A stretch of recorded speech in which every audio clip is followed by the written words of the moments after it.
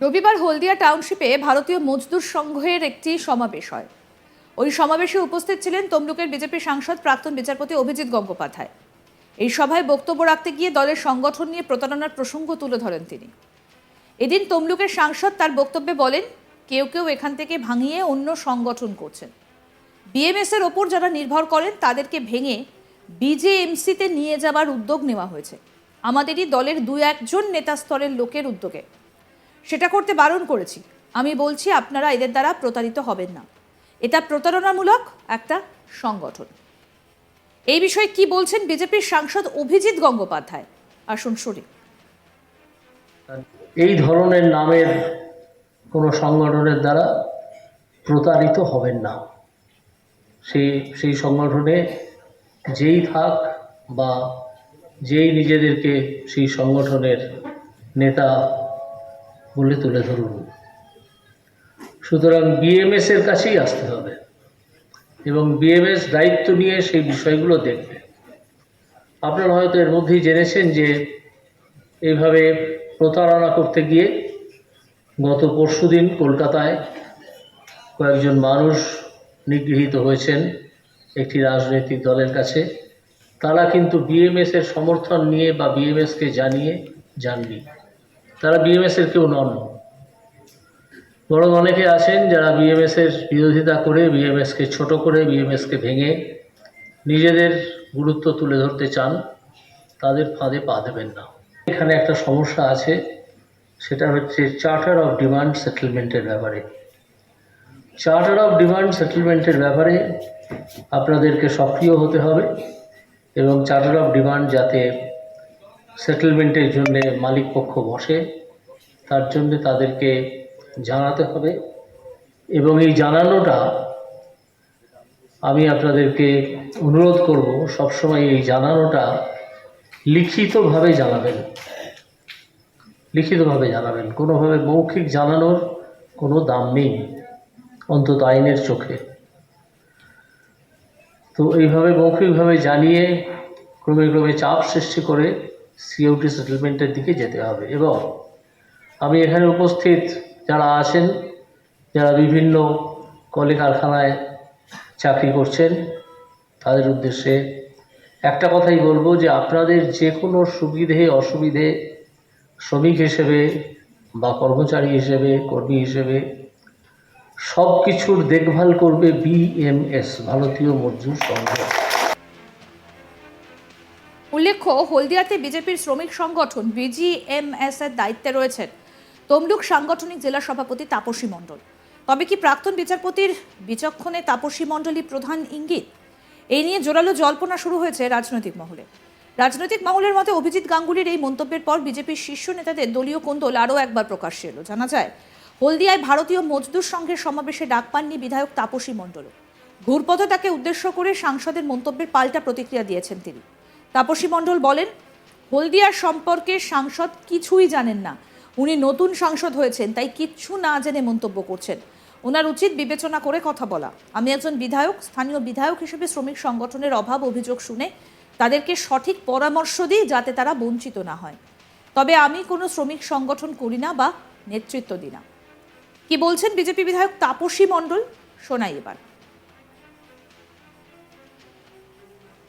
যে সম্মেলনটা হচ্ছে সেটা বিএমএস তারা অরাজনৈতিক শ্রমিক সংগঠন, সেটা তারা বলেন।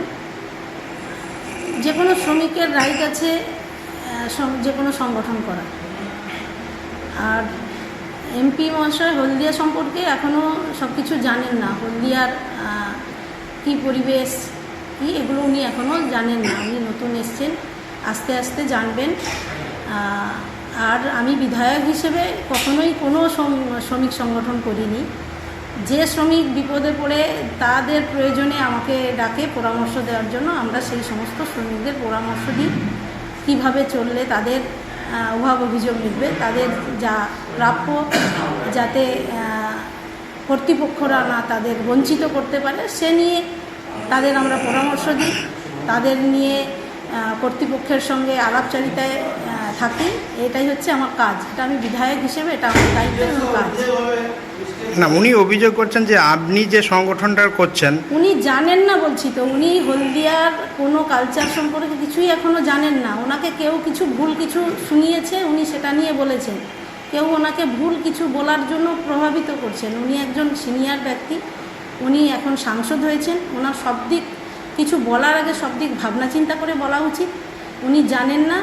আমি বিধায়ক হিসেবে এখনও কোনো শ্রমিক সংগঠন করিনি, এটা ওনার আরও ভালো করে জানা উচিত ছিল। উনি না জেনে এইসব বক্তব্য করেছেন, এই বক্তব্যের কোনো মানে নেই আমার কাছে। আজকে যে সম্মেলনটা হলো সেখানে কি আপনার ছিল, ইনভাইট ছিল?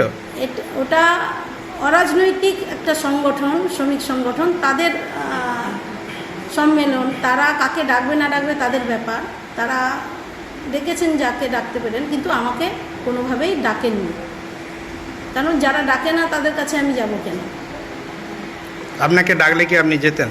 হ্যাঁ, আমার এলাকার হলদিয়ার যা সমস্যা, হলদিয়া ইন্ডাস্ট্রিয়াল এলাকা, যে কোনো শ্রমিক সংগঠন তারা যদি আমার কাছে সাহায্য প্রার্থী হয়, আমার পরামর্শ চায়, নিশ্চয়ই আমি তাদেরকে পরামর্শ দেব।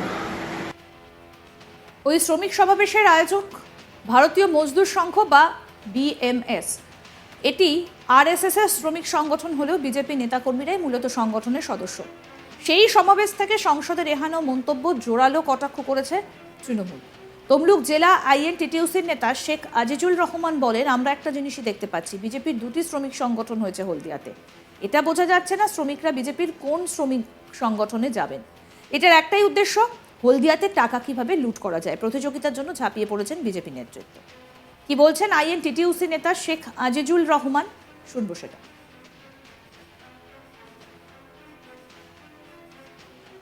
দুর্ভাগ্য যে বিজেপিতে দুটো ইউনিয়ন, একটা হচ্ছে বিজিএমএস আর একটা হচ্ছে যে বিএমএস। তো তিনি চার্টারের কথা বলছেন, যেখানে চার্টার হয়নি সেখানে চার্টারের কথা বলছেন, তিনি শ্রমিকের কথা বলছেন, তিনি এমওএসের কথা বলছেন। আমি জানতে চাই যে হলদিয়ার শ্রমিকরা বিজেপির কোন ইউনিয়নের মেম্বার হবে, বিজিএমএস না বিএমএস? আর দ্বিতীয়ত এদের মূলত এই দুটো ভাগ হচ্ছে টাকা পয়সার লেনদেন নিয়ে যে শশক।